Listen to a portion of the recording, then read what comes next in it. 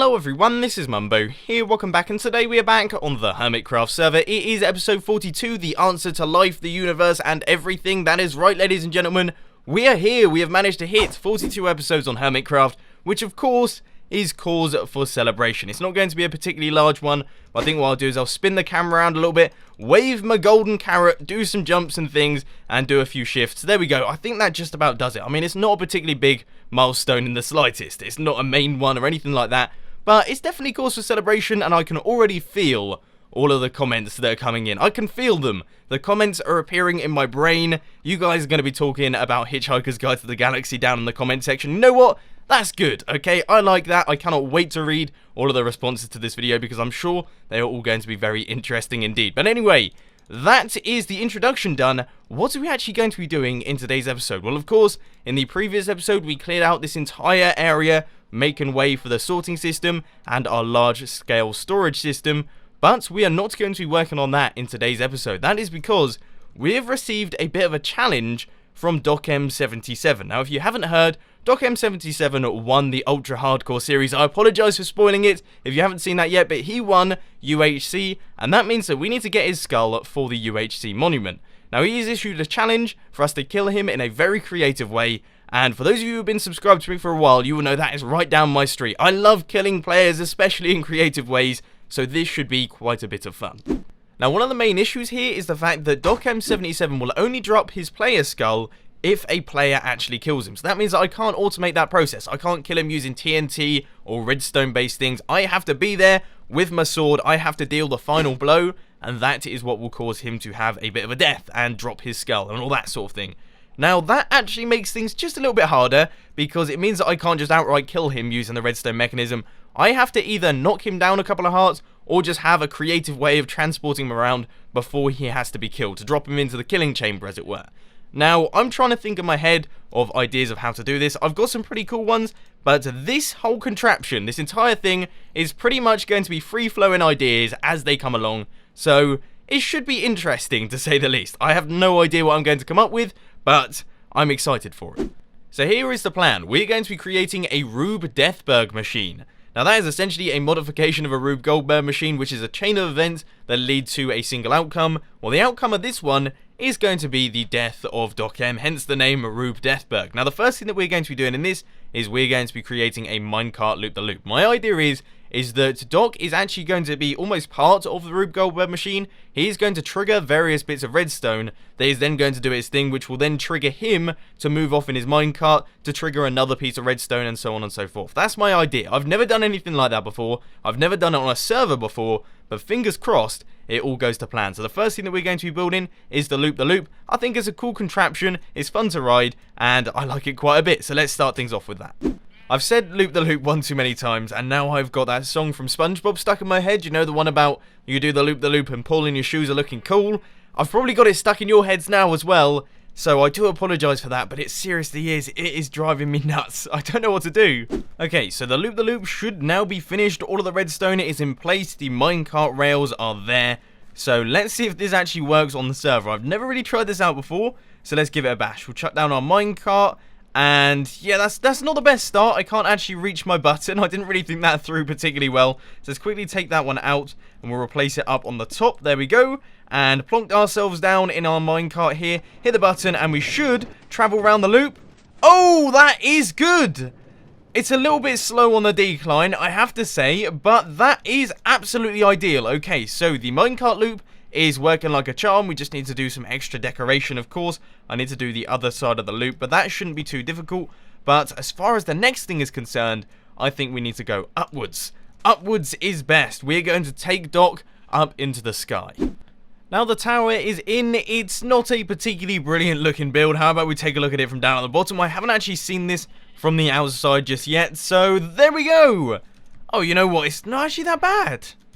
It's not quite as tall as I thought it was going to be quite frankly honest with you. When I built that, that felt incredibly tall, but right now it's not looking so brilliant. But what we're going to do now is we're going to chuck all of the minecart rails onto this thing, because of course, if we don't have those, then Docm is going to struggle getting up there. So let's just head up here. We need powered rails in the central section, and then regular rails in the corners so that we can do the actual turns. I have to say, this is actually a really slow way of going upwards. You only travel up 1 block each time you go round, simply because if you have one of these regular rails and then you have a block up like this, they can't actually perform the turn, as you can see here. So that means that you can only go up 1 block at a time, which is actually quite a lot slower than I was expecting. I was expected to be able to go up nice and quickly, but it turns out that was a little bit harder than I was expecting. So we've got a slightly lower level, but it still works, okay? We're still going to be able to launch Doc off this one and into the next section of the build. So for that reason alone, I'm pretty happy. As time goes on, this machine seems to be getting more and more interesting looking, I guess you could say. It's pretty ugly, I have to admit. I'm not going to be keeping this around the base area before anyone starts wondering, so this isn't going to be a permanent feature. But for the minute, it's starting to look pretty cool. It's very industrial. What we have is an awesome minecart track that goes back and forth. We even have a bit that goes through the loop here, which I am yet to try out. So I'll quickly kill this zombie here, make sure that there's no other mobs around, and let's just chuck down our minecart, sit in it, hit the button, and we shall begin the test run. Okay, so we make it round there. We don't hit this minecart track. That is good, and we should be sent up here. Oh, good views, good views. Well, let's travel across like this. We get launched upwards. Do we take damage here? Doesn't look like it, but we do sort of need to sort out that system. But there we go. That is the current machine in its current state. We're not taking any damage, which is good because I don't want that to be happening. So yes, it all seems to be functioning, which is pretty positive. I wasn't actually expecting that to work, but one thing that I have noticed is that, of course, that this system here, where you land on the minecart track, you don't actually keep your motion, which isn't brilliant. So I'll try and work out a way to fix that one. Alright, a little bit more progress has been made now. So on the exit of the loop, we now land in this minecart launcher here, which will launch Docm up into the sky and hopefully down into this hole.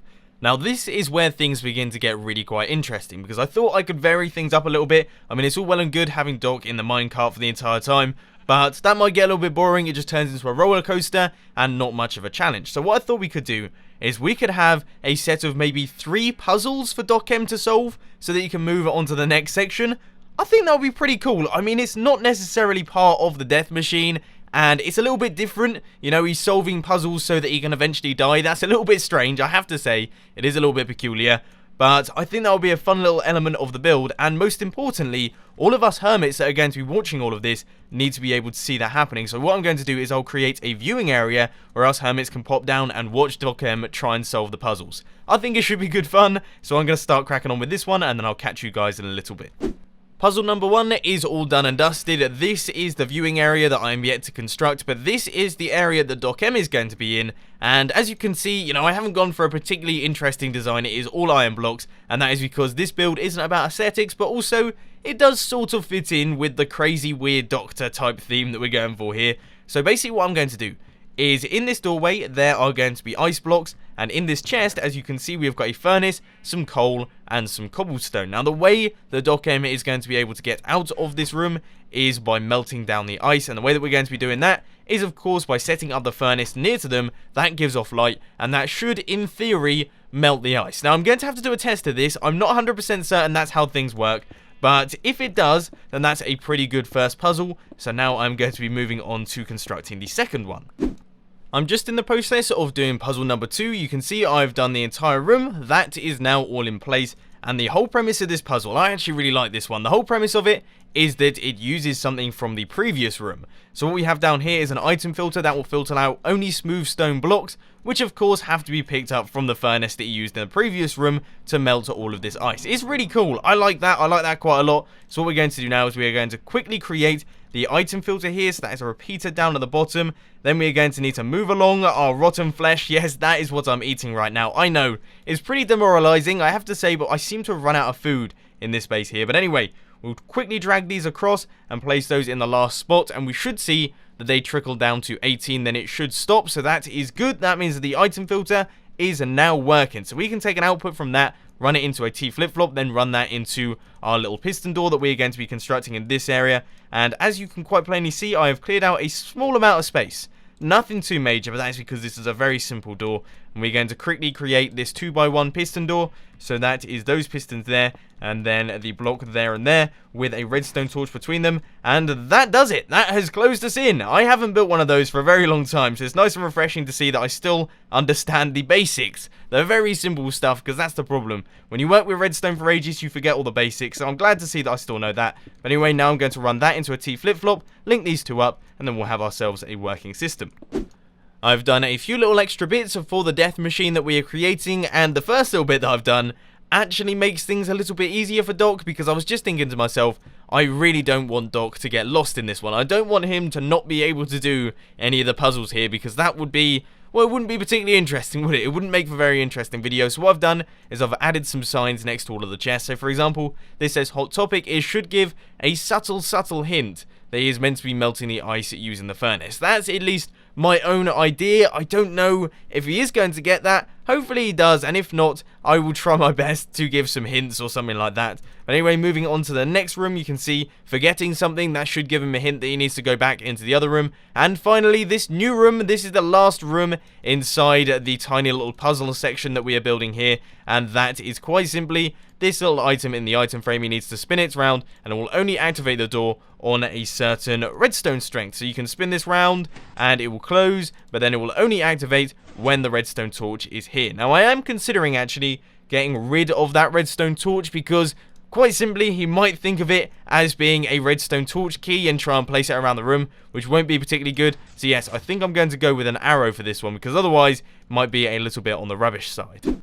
The little viewing booths are now all done and dusted, so that means that the hermits can watch Docm try and do his thing, because the idea is that when Doc does his video, he is going to be with the people that actually make the machines. Now, I have to say, I'm not 100% certain I'm going to be able to attend that, so it might end up being other hermits watching him from this area. But if I am there, I will also be able to offer support and some tips if he is struggling, which is always a good thing, because otherwise he could get completely stuck. We might have to kill him in one of these rooms anyway.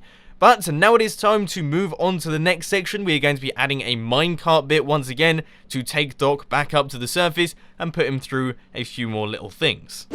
Interesting news, there is a creeper right at the top of this ladder. Oh, that was scary.